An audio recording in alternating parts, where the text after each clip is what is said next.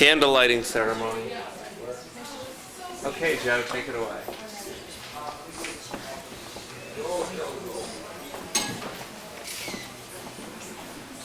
Yeah, it's all account. I lost my life. Alright, here we go.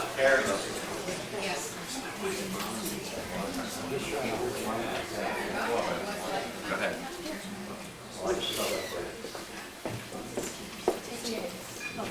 Hi, Dana.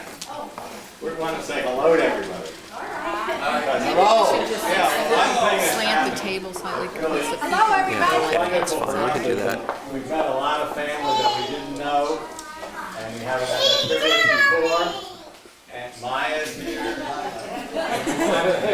Say welcome, and that we are so appreciative that you all are here, and we can celebrate. And we can celebrate this occasion together. And as far as Joseph's concerned, I'll ask you a little riddle. What happens if you have a father that reads the Torah like a professional and a mother who reads the Torah in the most beautiful way possible? What happens? They have a son like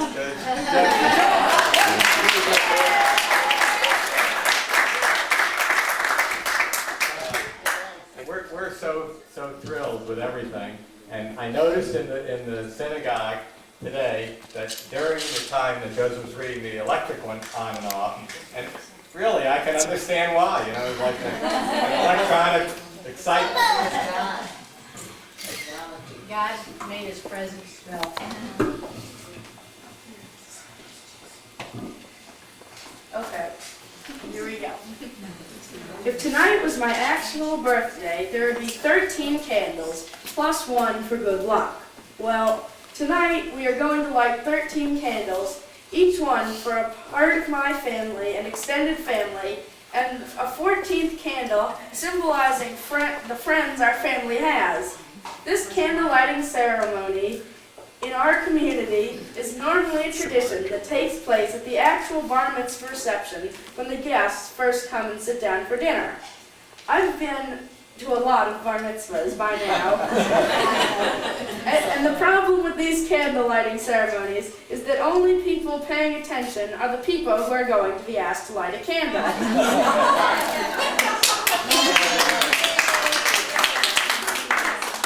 Plus a few others who are hoping they might be asked, but rarely get the chance. Being called up to light a candle at a bar mitzvah in our community is a real honor, and tonight, Mom, Dad, Evie, and I would like to honor each and every one of you. So here we go. Who's first? You're first. Explain the typewriter problem. Hey, Margie. I just want to qualify this by saying that this is slightly impromptu and we had so much else on our minds that this took a little bit of a backseat, and today when Jay went to print it out we had a computer problem, and so if you saw the type up here you would understand. It's like one big word. Yeah, the words are sort of slid together and there's no spaces. I thought Joe had too much punch. All right. My great-grandmother, Dear Goldman, my mom's mother, was really loved by her family. There were 5 sisters and 2 brothers, and they produced 12 children, which are all my mom's first cousins. Because I loved my grandmother so much, and partly because we lived in warm, sunny Florida, we saw lots of these relatives over the years. Representing this part of the family tonight is Alice and Buzzy Grossberg from Chicago, and Margie Long, who now lives here. Alice and Buzzy come down at least twice a year to dip their feet in the water, but the sand hasn't stuck enough between their toes yet to keep them down here permanently. I have fond memories of visiting them in Glencoe and even seeing snow for the first time at their house.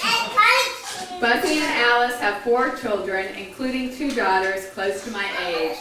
Both Susie and Janice Grossberg were bridesmaids in our wedding, and I spent the summer after I graduated from planning school living in Chicago with Susie.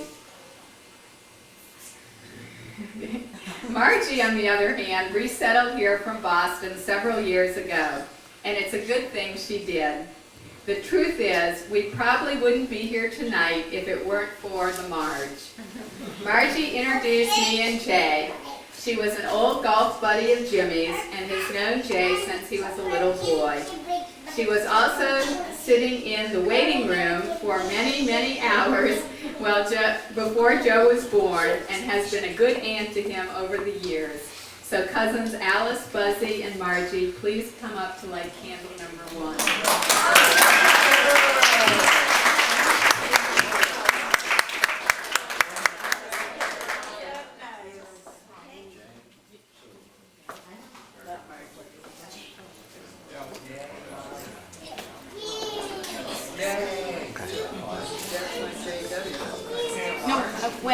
Wait a minute. Can you kind of stand behind so we can take a picture?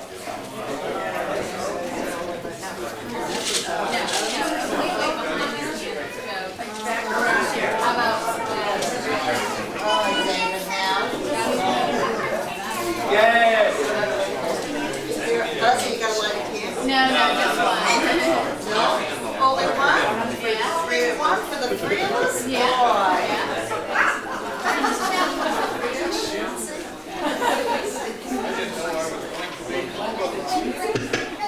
I didn't have a speech ready. You ready? Candle number 2. My dad had 2 brothers and 1 sister. Joe's middle name is William, after Dad's brother Bill. You may have heard him referred to today as Joseph Velvo. But it was their sister, Minnie Weber, who held the Gross clan together after her parents, Ida and Joseph, who I'm named for, passed away. If you think we got a lot of company here in Florida, you should have seen Aunt Min's homes in Philadelphia and Atlantic City, especially in the summer months. Aunt Min not only insisted our family take a trip to visit her and Uncle Lou, but that we stay in their house on the boardwalk, and always for a minimum of 1 week. Aunt Min had 2 children, my first cousins, Alfred and Judy. Judy had settled in Toledo and was bringing up a family of her own, but our cousin Alfred was a bachelor. And Aunt Min saw to it that when Annie and I came to Atlantic City, Alfred was in charge of entertaining us. This meant trips to the Steel Pier, boardwalk amusement parks, and unlimited saltwater taffy. To tell you the truth, Alfred's extended bachelorhood may well be traced to his experiences squiring us around town, as well as Judy's children when they visited from Toledo. Another story here is that at the very last minute, Alfred did not make it to my bar mitzvah in June of 1965, and we were all very disappointed. His excuse was a valid one, though. He was on his honeymoon with his new bride, June. June and Alfred come to us from Philadelphia, and my cousin Judy and her new husband, Richard, came all the way from Arizona. Will you all please come up and light candle number 2?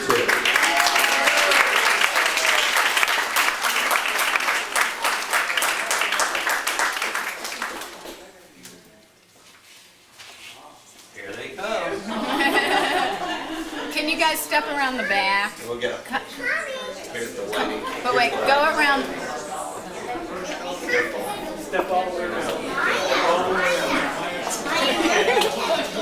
I'll be doing this tomorrow night.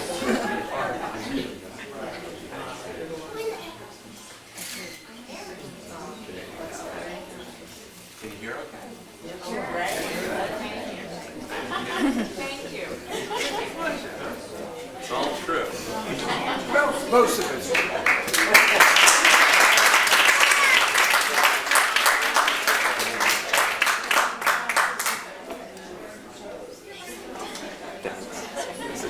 My mom's dad, Ed Goldman, was also a Pied Piper for his family.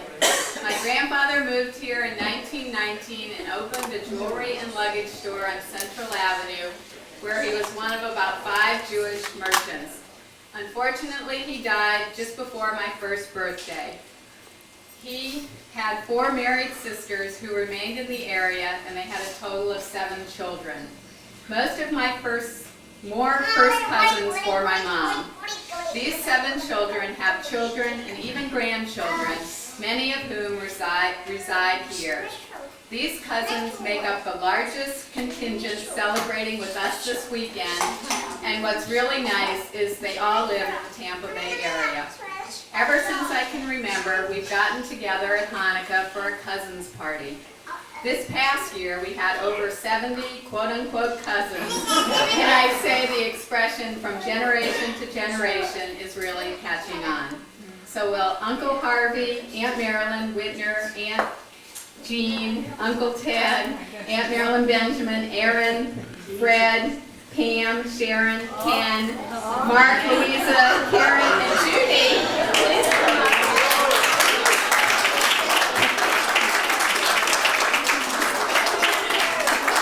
Wow.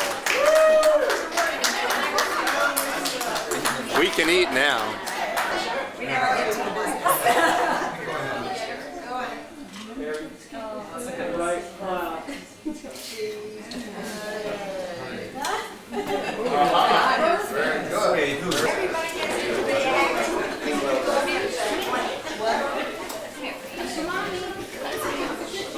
One of the first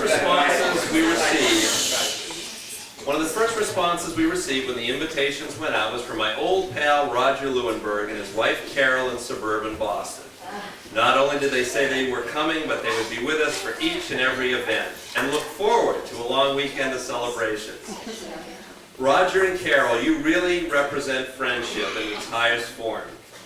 You have to understand that this is really difficult to read. There's no spaces. You have to understand that there is a long-standing friendship between our two families. It dates back 3 generations, and even more interestingly, it involves both Roger's mother's side of the family as well as his father's side. The two of us never really hit it off as little kids. Roger liked sailing, and I liked fishing. But when we found ourselves as classmates in the same middle school, things sort of clicked. During the school year, we managed to find a way to go skiing a lot together. Our most famous ski trip was especially apropos because we were the same age as Joe will be the next school year. To make a long story short, we had the entire President's Week off. With the blessing of our parents, we boarded a Trailways bus from downtown Boston to North Conway, New Hampshire. We stayed in rooms above the bar of a lively night spot called the Ox and Yoke for $7.50 per night, including breakfast and dinner. We walked or hitchhiked to the nearby ski mountain. At night, we went to R-rated movies, and I tried to buy beer and cigarettes. And lots of Playboy magazines. I think Roger liked me because he had 3 older brothers, and they were not only older, they were bigger, much bigger. He used to be able to boss me around, but then I grew almost 4 inches when I was 14, and that was that. I remember flying home to Roger and Carol's wedding on Cape Cod almost 21 years ago. It was my first trip back to Boston after moving down here. Roger's late parents, Sally and Stanley, were always mentoring me. I must have stayed with them in their Nantasket Beach home at least 100 times. They would have loved to be here this weekend too. Roger and Carol, please come up and light candle number 4.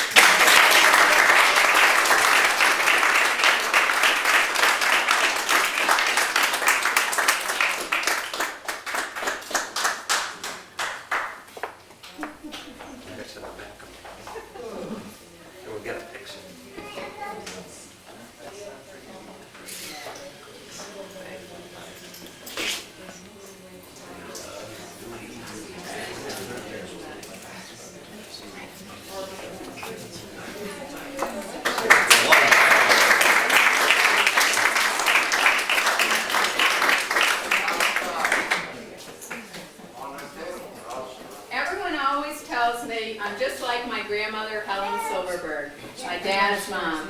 Gaga was very neat and organized, and the older I get, the more similarities I realize. Gaga, like my grandmother dear, was thrilled to see her first great-grandson, Joseph. And she really enjoyed the first year of his life before passing away just before his first birthday. Gaga had a brother from Yonkers and a sister from Cleveland whom she was very close to. Representing this side of the family tonight is my dad's first cousin, Marilyn Bialowski, and her husband, Jack. Marilyn, Jack, and family have welcomed me into their home on numerous visits to Cleveland and also visit here often. I visited Cleveland many summers and always stayed in their lovely house and always enjoyed visiting Marilyn's craft gallery. Their daughter Ellen and I are good friends and still stay very close. So Aunt Marilyn and Uncle Jack, will you please come up and light candle number 5?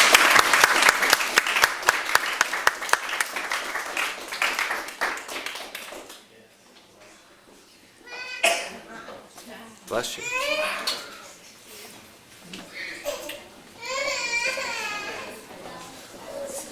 Closer. Jack, can you move? Joe. Yeah, there you go. If I can hear you.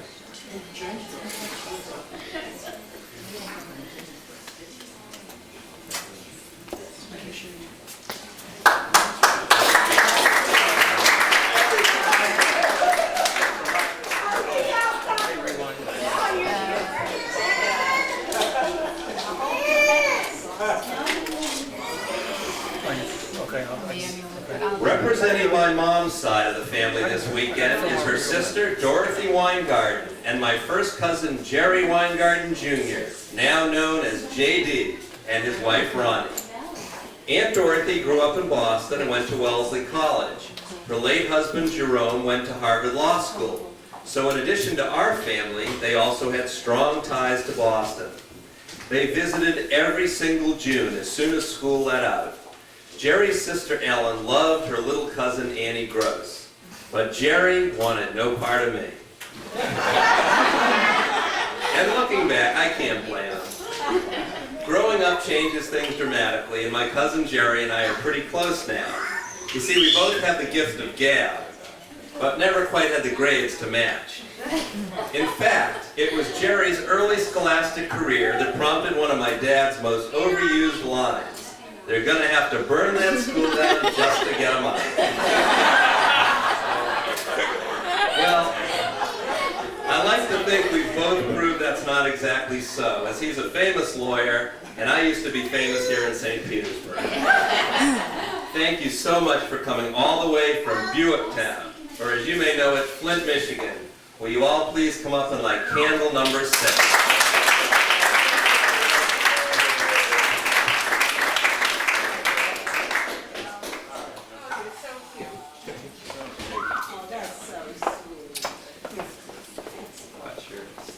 Watch your sleeve. I don't want to give Jerry another case. You can light it. David. Go ahead, light it. Mother, light Oh, the my candle. God. I could go on all Can I say something? Sure. Go ahead, light the candle first, though. Here. Step in a little bit. All right. Move it, Jerry. All right, here we go.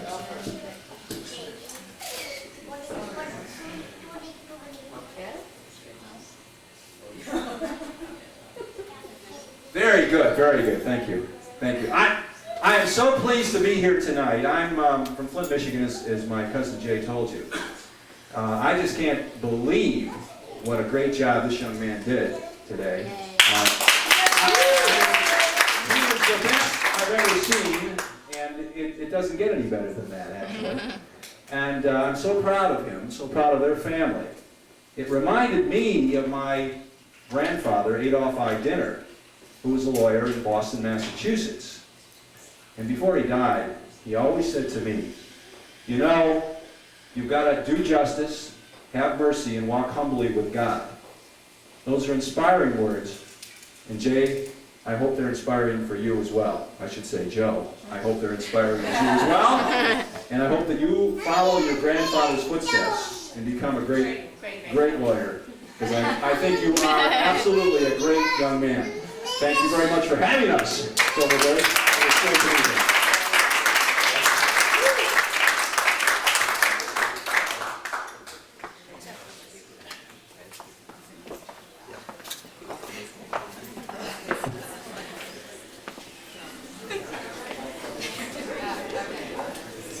My grandfather, Joe Silverberg, my dad's dad, whom Joseph was named after, was loved by all. Papa was jovial and fun-loving, and also from a large family of 7 brothers and 4 sisters. Originally from Buffalo, he moved here from Atlantic City, where he was an auctioneer on the boardwalk in the mid-40s. He also opened a jewelry store in downtown St. Petersburg, and Joe and Helen became best friends with Ed and Evelyn. Representing Papa's clan tonight is Corinne Levine from Miami Beach.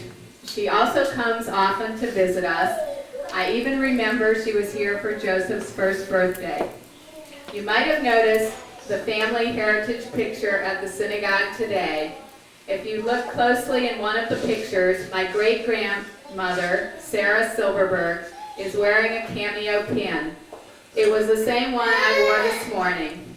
This pin belonged to Corinne's mother, and Corinne passed it down to me. Joe just recently completed a family heritage project for school, and this pin definitely fits nicely into the family heirloom category. So Corinne, would you please come up to light candle number 7?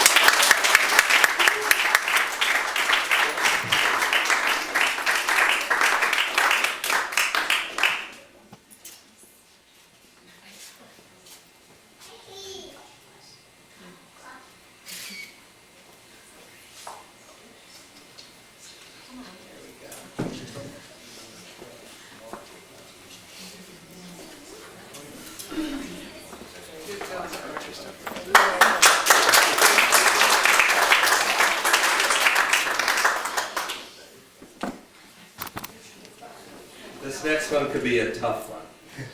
Who is this well-represented clan that has come from far and farther to be with us on this wonderful occasion? George Greenfield's mother, Nettie, was my dad's first cousin. The relationship became extremely close when my dad moved to Boston from Philadelphia in the 1940s to start his business career. Long before my parents ever met, George Greenfield was always like a son to my dad, and of course they share the same first name. Oh yes, Harry Greenfield, Nettie's husband, and my dad George were legendary cut-ups on just about every possible family and social occasion. Their story about the so-called loner tuxedo is as famous in our family as Who's on First in the Abbott and Costello family. As I was growing up, George Greenfield moved his family from suburban Boston to the Garden City, Newton, Massachusetts, when I was about Joe's age. It was at this point that the relationship that had flourished with my dad's generation was really passed on to my generation. George's 3 children and my sister and I became very friendly. In particular, David Greenfield and I became the best of friends, and in high school, into my early college years, landed ourselves in some hot water. Very hot water. Still today, we just have to look in each other's eyes and we break out laughing. I'm sure David had a few chuckles when he opened up his hospitality basket. The trouble is, David, it was all Joe and Evie's idea. The fake throw up there. I guess the apple doesn't fall far from the tree. Although Judy Greenfield, George's first wife, passed away a number of years ago, we think of her tonight too. If you would have told her that I would be reading from the Torah in a conservative synagogue, she would look me straight in the eye, very serious but friendly, certainly skeptical, and say, "Oh, come on, Gene." All of the Greenfields are here tonight, representing the next generation of cousins. George's children, Carol, David, and Laura, from Boston, Vermont, and Calgary, Canada. Carol and I were high school classmates, and David was the best man for Terry and me. George and Harriet, Brian, Carol, and Andrew, David and Leah, and David and Laura, I'm honored, touched, and thrilled to ask you to come up and light candle number 8.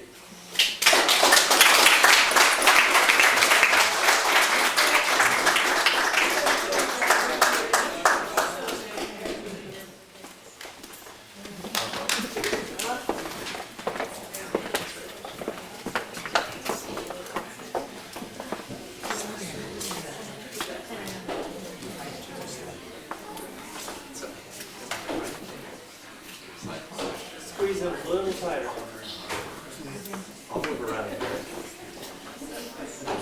Jay, you're out there. 1, 2, everybody look at the camera.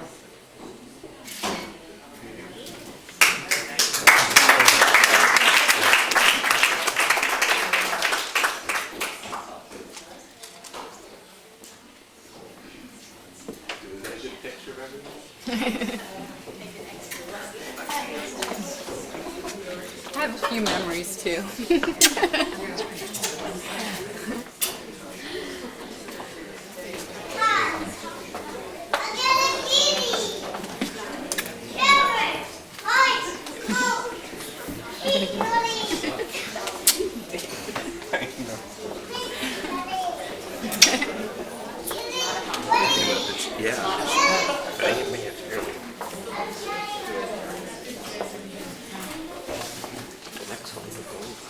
My aunt and uncle, Ann and Sanford Goldman, my mom's brother and sister-in-law, have always held an important place in my life, and now in Joe's too. Since they got married later in life, Jay and I had the pleasure of watching their children, Shane, Chad, and Summer, who are actually my first cousins, grow up. Aunt Ann and Uncle Sandy have been great role models as parents and have always taken an interest in me and my family. They are very cool, down to earth, and always lots of fun to visit wherever they are, be it St. Petersburg, Brooksville, Homosassa, or Crystal River. Shane, Chad, and Summer were in our wedding. Summer was only 5 and was the flower girl. A little over a month ago, we were all in Crystal River to celebrate Shane and Andy's wedding, and this time, Evie was the flower girl. Chad is a member of the 82nd Airborne and is stationed at Fort Bragg. He is unable to be here due to the current military crisis, and we miss him. Will the rest of the Goldman clan, Aunt Ann, Uncle Sandy, Shane, Summer, and Bobby, please come up to life.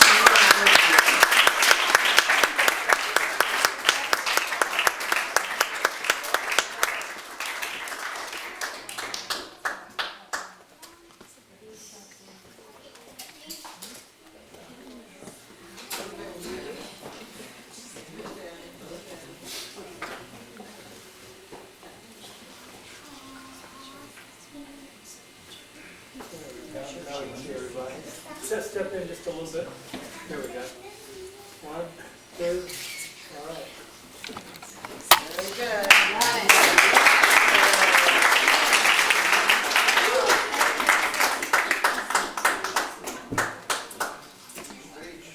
Tape change.